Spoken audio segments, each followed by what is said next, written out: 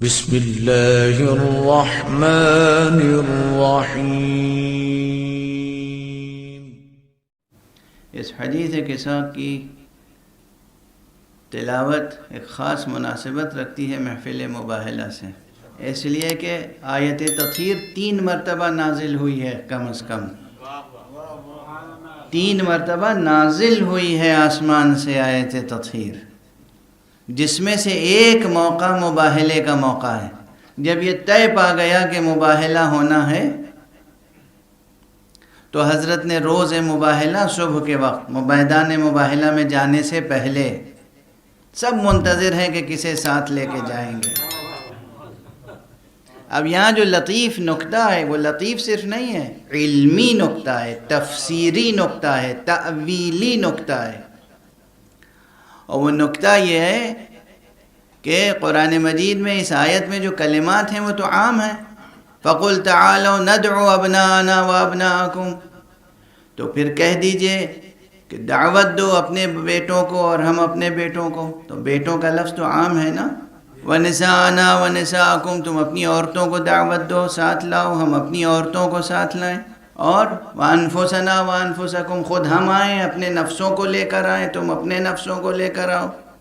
یہ تمام کلمات عام ہیں نا، تو بحیثیت نبی، بحیثیت رسول، بحیثیت رئیس امت، بحیثیت امت کے باپ ہونے کی حیثیت سے ساری امت کو پیغمبر لے کر چلے جاتے، تب بھی اس آیت کے مصداق سب بن جاتے۔ غور فرما رہے ہیں آپ؟ سب کو ساتھ لے جاتے تو کوئی اعتراض کا محل نہیں تھا الفاظ کے اعتبار سے، چونکہ سب کی گنجائش ہے۔ جہاں سب کی گنجائش ہو پھر بھی رسول سب کو نہ لے جائیں اور چند انتہائی مخصوص افراد ہی کو بلا کر ساتھ میں لے جائیں، یہ گویا نبوت کی طرف سے اعلان ہے کہ اگرچہ پیغام عام ہے، سب اس میں شامل ہو سکتے تو ہیں مگر ہونے کے لائق نہیں ہیں۔ اگر کوئی اور بھی اس میں شامل ہونے کے لائق ہوتا تو میں عادل ہوں، میں رحیم ہوں، میں رؤوف ہوں، میرے دل میں وسعت ہے، میں ضرور لے کر جاتا، مگر تم میں سے کوئی یقین اور صداقت کی اس منزل پر فائز ہی نہیں ہے جو ساتھ میں جا سکے، اور اس لیے صرف چند افراد کو لیا۔ چند افراد کیا؟ خود ہیں، اور حسنین علیہ السلام ہیں، امام حسن ہے، امام حسین ہے، امیر المومنین سلام ہے، حضرت فاطمہ زہرا سلام اللہ علیہ،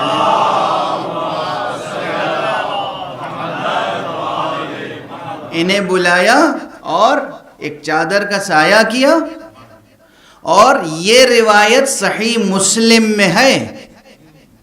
بعض علماء اہل سنت صحیح مسلم کو صحیح بخاری پر بعض جہات سے ترجیح دیتے ہیں۔ صحیح مسلم کی روایت ہے جس میں سعد ابن ابی وقاص کی روایت ہے، کہتے ہیں پیغمبر نے ہاتھوں کو آسمان کی طرف بلند کیا اور کہا اللہم ہؤلاء اہلی، پروردگار یہی میرے اپنے ہیں، یہی میرے اہل بیت ہیں۔ اب میں 2 روایتیں اور ہیں تو اپنے انداز سے کہہ دوں روایتوں کی ترجمانی۔ بھئی خواتین میں کوئی خاتون ایسی بھی تھی جنہیں میدان میں جانے کا زیادہ شوق رہا کرتا تھا، تو اس موقع پہ خاموش کیسے رہتی؟ تو وہ آگے بڑھی، کہا کیا یا رسول اللہ ہم بھی شامل ہو سکتے ہیں؟ کہا نہیں، ہرگز نہیں، تم اپنی جگہ پہ رہو۔ توجہ فرما دیا۔ ایک دوسری خاتون بڑھی جنہیں میدان میں جانے کا شوق نہیں تھا لیکن اہل بیت کے حلقے میں رہنے کا شوق تھا، کہا یا رسول اللہ کیا میں آ سکتی ہوں؟ تو کہا نہیں، تم خیر پر ہو مگر اپنی جگہ رہو۔ دونوں روایتوں میں فرق ہے، ایک کے لیے کہا تم اپنی جگہ رہو اور خاموش ہو گئے، دوسرے کے لیے تم خیر پر ہو۔ روایتیں میں کیا کروں؟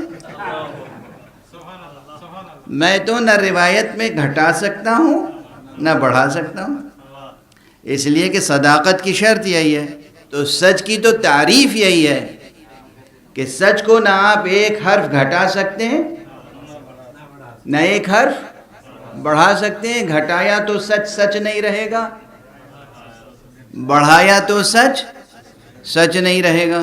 اور بیان حدیث میں، نقل حدیث میں، نقل روایت میں یہ چیز اور کڑی شرط ہے کہ جتنی روایت ہے اتنی ہی بیان کریں آپ۔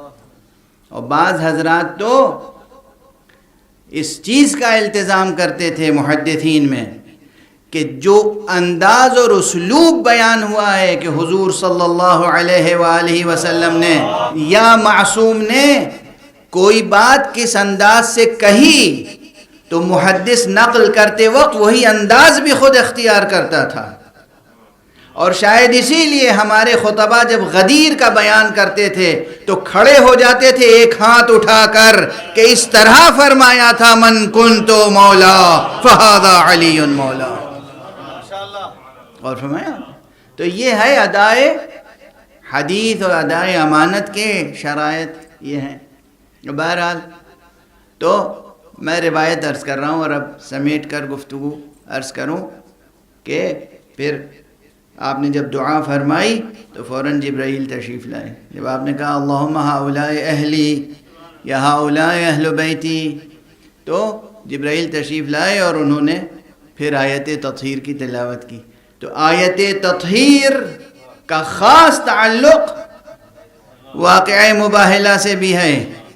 گویا آیت تطہیر نے آ کر انتخاب پیغمبر پر مہر تصدیق لگا دی کہ پیغمبر آپ کا انتخاب یہ آپ کا انتخاب نہیں ہے، حق کا انتخاب ہے۔ اور جب اللہ نے گواہی دے دی کہ یہی طیب ہیں، طاہر ہیں، یعنی یہی یقین پر ہیں، شرک ان سے دور ہے، شک ان سے دور ہے، نجاست ان سے دور ہے، رجس ان سے دور ہے، کذب ان سے دور ہے، تو پھر یہی وہ ہیں جو مباہلے میں جا سکتے ہیں یقین اور صداقت کے ساتھ۔ یہ ہے اہل یقین، یہ ہے اہل صداقت۔